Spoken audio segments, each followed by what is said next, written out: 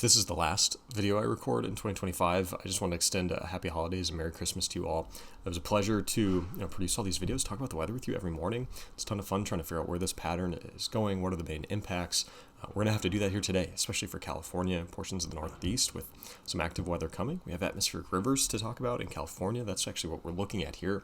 I think this is the first time I've looked at this satellite estimated total precipitable water graphic here this water year. And the reason I'm doing that is you can see that tropical moisture being lifted up out of the subtropics near Hawaii. There's kind of your pineapple express, so to speak, as they call it, as it's focusing in on Northern California right now. Now, this one, if you kind of look at the color bar, it's not particularly strong yet in terms of the total moisture transport, but it's going to be gaining strength. You'll notice it pulling up a little bit more of that deep tropical moisture here, further kind of south of San Diego, Tijuana. And as this low does that, we'll look at this in a sec. The rainfall estimates for California are going to increase substantially. I think it's a fair word to use over the next 24 hours here as we go through tonight into tomorrow morning. A significant flooding threat really at the eve of that here in Southern California. Now, something to think about when you ever look at like a map of total precipitable water like this is most of our water on Earth in the atmosphere, that is water vapor, is held up in the tropics way down here. You can just see that from this color bar. I mean, the main juice in our atmosphere, so to speak, is way down here. And it takes these low pressure systems, the jet stream dipping down, to convince some of that water to come up, fly around where we live, either on the Gulf Coast, pulling it up from the Gulf, or coming over to California. We can pull it way up from the subtropical, if not the tropical Pacific. And it just so happens we have one of those lows here off the coast now. If we jump over and look at the water vapor here this morning, again, off the coast of California, we can see this deep trough here. It's getting down closer to that subtropical moisture, and it's pulling it over from Hawaii up into the state of California. As it kind of spins here over the next day or so, it's going to pull some of that moisture up from the eastern Pacific, which is itself, a rich source of that. That's why we see hurricanes come out of that area, in early fall. And you can see that moisture overspreading now the western U.S. now with that cloud shield that Eric mentioned yesterday. I do want to jump over and show you the current radar across the country, so we'll just do that now. Let's see if we can pull this back across the continental U.S. here this morning.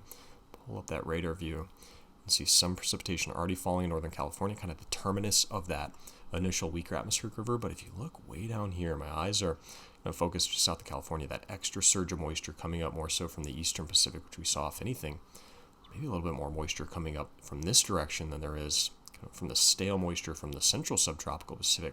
It's going to add extra juice to the system as it comes in here today and tonight. Look across the mid-Atlantic and the Northeast, you can see some precipitation moving through. Much of this coming down as snowfall, kind of Pennsylvania, northern New Jersey, and north. A little bit mixed, kind of south of there. If we jump over and look at the traffic here this morning, we can see some slowdowns here, kind of the plateau in northern Pennsylvania. Some of this probably, the end of rush hour here over in New York. I'm recording this video a little bit later here this morning due to some holiday travel, but it doesn't look like a significant, impactful system in terms of travel. Quite yet, but definitely causing some issues over here in a pretty populated area. Look, big picture at the jet stream here this morning, and it kind of sets up all the major players. Eric talked about this yesterday. We were talking about this last week. The main one that's, I think, driving much of this pattern is the North Pacific Ridge. We can kind of draw that here right over the Aleutians. In fact, the axis of that ridge, so to speak, right along the Aleutian Island chain. That's necessarily bringing this trough into the western U.S. downstream of the ridge, and kind of like a daisy chain. And here comes the next piece of this, where downstream of that, we have a ridge over the central U.S. that's pumping in those warm temperatures here today. Record temperatures on the way, I think tomorrow and Thursday for a number of areas across the central U.S. Just staggering daytime highs forecast for Christmas Eve. Christmas for states like Missouri, Illinois, into the Central Plains, even the Southern Plains, where you're talking 70s, even high 70s in some states here as we approach Christmas Day. It's just wild to see some of these temperature forecasts come out. Now, over in the east, you're getting close to that next piece of it, where downstream of that ridge, we're going to have a trough, and that's why we see that precipitation moving through Pennsylvania. So this strong and persistent blocked ridge here over the North Pacific kind of sets up the whole chain of events downstream of it that's dominating our weather forecast, at least over the next 72 hours, and frankly, end of the new year, it would appear. I want to jump over and show this. Let's see if I can make this a little bit bigger here. There we go. This is the ECMWF forecast for precipitable water. It's actually showing the anomaly, and I'm going to pull this back to current time. And you can kind of see it here's that low that we started with, that low pressure system associated with that trough dipping down in the eastern Pacific. It's pulling in that first initial weaker atmospheric river into northern California. We looked at the precipitation associated with that just a second ago. Find my place there. There's a bit richer moisture to the southeast of that. I'm going to play this forecast forward from the ECMWF because you'll see as you go through lunchtime today and then into this evening, you're talking more so overnight, you see better moisture transport right into the suburbs of Los Angeles, like San Fernando Valley, the transverse ranges, San Gabriel Mountains to the north of that. I mean, we're really looking right on the terminus of this atmospheric river. And what's hard to see here, if I could, I'm going to draw this way at a scale, but I always look for these atmospheric rivers coming in perpendicular to the mountains because that maximizes that kind of orthogonal or that mountain lift, so to speak. If you can get flow, directly across a mountain range, if these are the mountains and you get the flow directly across, that's how you're going to maximize the precipitation out of them. Well, in this case, often when we're looking at California, you're thinking, the coastal mountains or the Sierras, which are kind of oriented northwest to southeast, kind of like this. If we could kind of draw the axis of both those mountain chains, it looks something like that. The southern Sierras kind of bend back toward north and south. So often atmospheric rivers coming due west to east, end up maximizing precipitation for the coastal ranges, even all the way up into Oregon, or the Sierra Nevadas. But in this case, you'll notice this atmospheric river, because the orientation of this low is coming in almost southwest to northeast. Well, it just so happens that the transverse ranges of Southern California, kind of bracketing Los Angeles and the other cities down there, are perpendicular.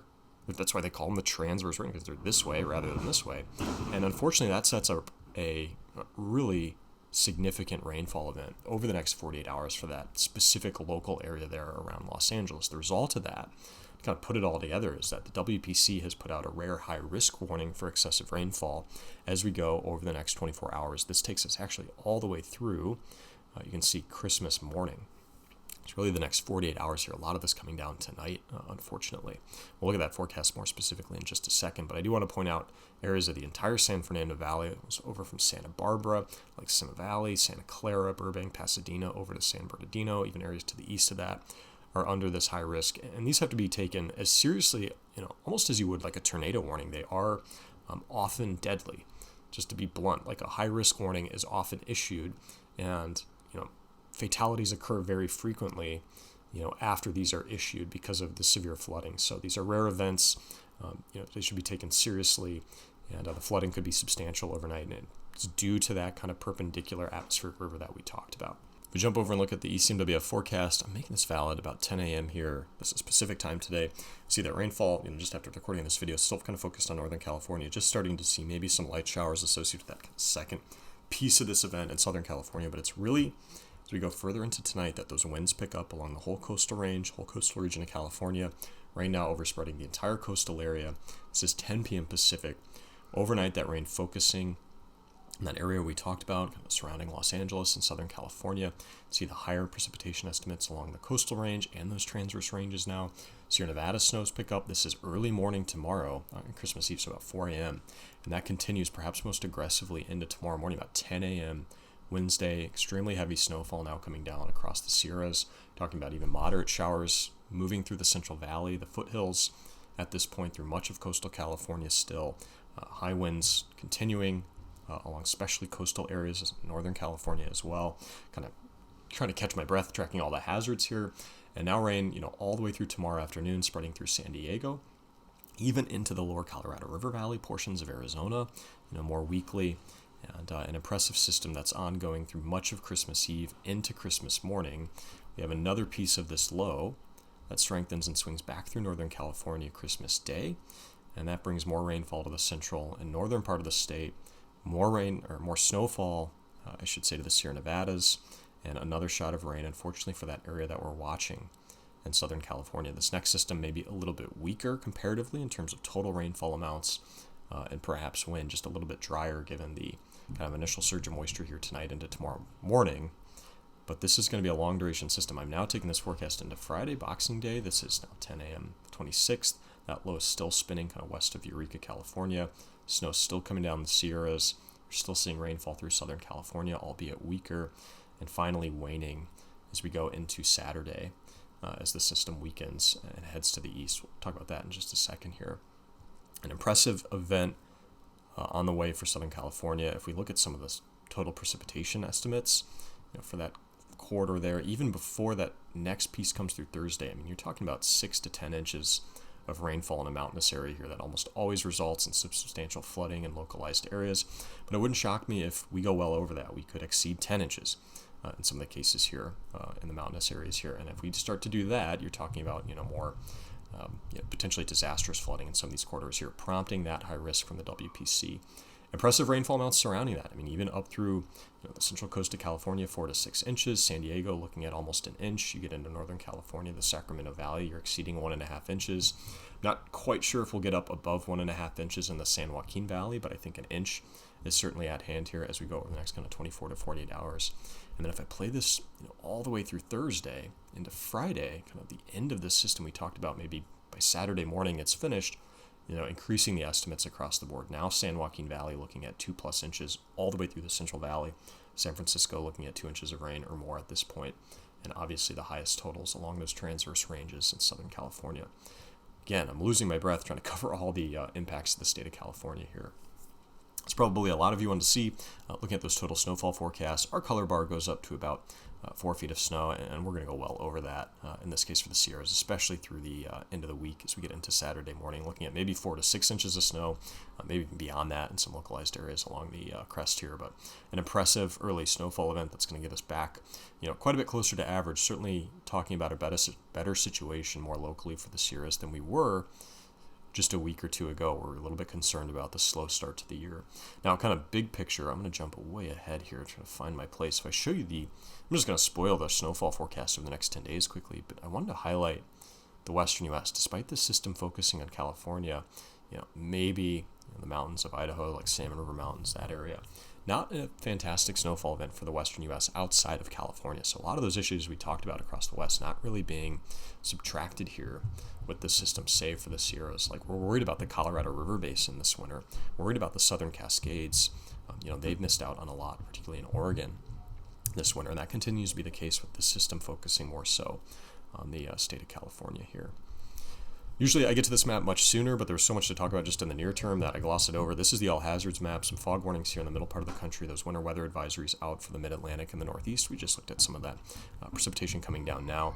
State of California, all the colored markers are out. Winter storm warnings for the entire stretch of the Sierras, even into the Klamath Mountains. Flood watch is out for all of these areas. It's just not as higher priority in terms of plotting these. The high wind warnings are overtaking some of those flood watches, and those are in that kind of mustard color there. So those are high wind watches and warnings for a number of these areas here in California, including the Sacramento Valley. Wind advisories extend beyond that up into the Seattle-Tacoma area, Portland, the Willamette Valley, portions of Nevada, as well as this strong low, kind of double barrel. There's two pieces to it come through over the next 24 and then 72 hours. Look at some of those wind estimates just from the 3-kilometer NAM here. See high wind values along the coast approaching 60 miles an hour, getting close to that damaging threshold. And look at up into Oregon. Impressive winds forecast here through the Willamette Valley as we go through the next 48 hours. Even some stronger winds getting into the Sacramento Valley up near 60 miles an hour, prompting that high wind watch for that area there. And then, of course, Southern California, any of these coastal areas, this is kind of along that atmospheric river. It's curious that it has like a surface wind component to it. So that front comes through, seeing those high winds there. Wanted to jump back east. That's 10 minutes on California there. If we jump back to the eastern U.S., the main driver here that we kind of mentioned early in the video was that ridge trough pattern. Well, I should say ridge trough pattern that was kind of extending all the way through the continental U.S. to the east of the Continental Divide. What that's done is it's allowed this Bermuda high to set up very textbook-like, almost right over the island of Bermuda. That's pumping in the southerly flow through much of the southern half of the continental U.S. here. And that's bringing that warm-up, that Christmas warm-up this week. Look at the daytime high temperatures forecast here today on Tuesday. The warm-up is on. You're talking widespread 70s through the southern and central plains, getting into like 60s into Nebraska and Kansas, 50s through much of the Midwest, if not high 40s. You really have to go over toward the northeast under the influence of that trough or this cold front here over the northern plains, upper Midwest, to find more seasonable winter-like temperatures. We go into the day tomorrow on Christmas Eve, and that warmth spreads further to the north. Now talking widespread 70s through the central plains, even pushing into Missouri, 70s through the Tennessee Valley, even through the southeast. Talking maybe 81 in Amarillo, high 70s through southern Texas, coastal Texas. I mean, just an impressive holiday warm, whatever you want to call it, episode warm up here for the United States that continues on Christmas Day, where a number of Christmas Day records are going to be broken in the areas here where we're kind of going off the color bar into that, like, I don't even know what this color, like brown, somewhere out of the pink color bar here into like that brown color, likely seeing a number of records to be broken as we go through the day on Christmas. And it continues. This is a long duration event. It's not like this swings up in one little low pressure system and then the cold front comes crashing down behind it, kind of like what we saw last week. I mean, this is a persistent warm up. I took this all the way through Saturday. It's not till we see a cold front come through on Sunday we finally knock those temperatures down, at least in the Midwest, and then the eastern U.S. by Monday, the 29th. But you can see warm up coming in behind it, and that's kind of getting out, sneaking into the forecast next week, which we'll talk about. Now, driving this, as we kind of already talked about, is the ridge over the central U.S. I'm going to play this forecast through Christmas quickly. There's that low spinning west of California. I talked about the implications of that Friday, Saturday. We finally get a piece of this trough here over the west coming down through the plains and Alberta Clipper. That swings through on Sunday. There's that cold front I talked about, ending the warm-up across the Midwest. That swings through New England. We're going to have to talk about some snowfall for New York, and that corridor there as a result of that. This high moves back toward the west briefly. That shuts down California's precipitation through the weekend into early next week. And we get another one of these systems moving through midweek through the Midwest and the Northeast. That ridge sticking around just to the west, so over the western U.S., and that's going to reestablish itself late next week and kind of return us back to a familiar pattern with, I think, a disturbed western U.S. and a rather warm central U.S. And it's because that Aleutian ridge, that blocking ridge, is still there in the forecast. In fact, kind of resembling, at this point in the forecast, maybe an omega block. I'm going to draw that out for you, what I'm seeing here, that kind of omega, Greek letter omega symbol there, sticking to that current pattern here where we're going to reestablish troughing in the western U.S. If we put this together quickly, at least over the next week, play the ECMWF forecast forward. Kind of already talked about California, precipitation moving through Idaho, weak system moving through the Midwest on Friday, perhaps some rain showers. You can see those really kind of start maybe late Christmas night into Friday morning. By lunchtime, moving through the eastern Corn Belt. Snow line setting up somewhere here in New Jersey. This could bring a nice shot of like 2 to 4, maybe even 5 inches of snow, like New York into Connecticut as it moves through Friday into Saturday morning. Boston a little bit weaker, but definitely on the snow side of that system. And at this point, we're getting into Saturday, so you're not seeing California get as much precip at this point. And we have that stronger cold front now moving through the eastern U.S. on Sunday that we talked about, finally bringing that warm up to an end. And we're seeing precipitation extend along that cold front all the way from Texas up into New York and the Northeast, but that snow line much further north over Canada at this point, if not Maine or New Hampshire, as that system spins up and includes further east. That's about it as we go through this forecast. You're not looking at a lot until we see that next late week system next week, of which the details are unclear at this point, given it's 10 plus days out, in the forecast. I should say 7 plus days out at this point, heading into New Year's Eve. But definitely likely to see some disturbed weather back toward the Northeast as we approach New Year's.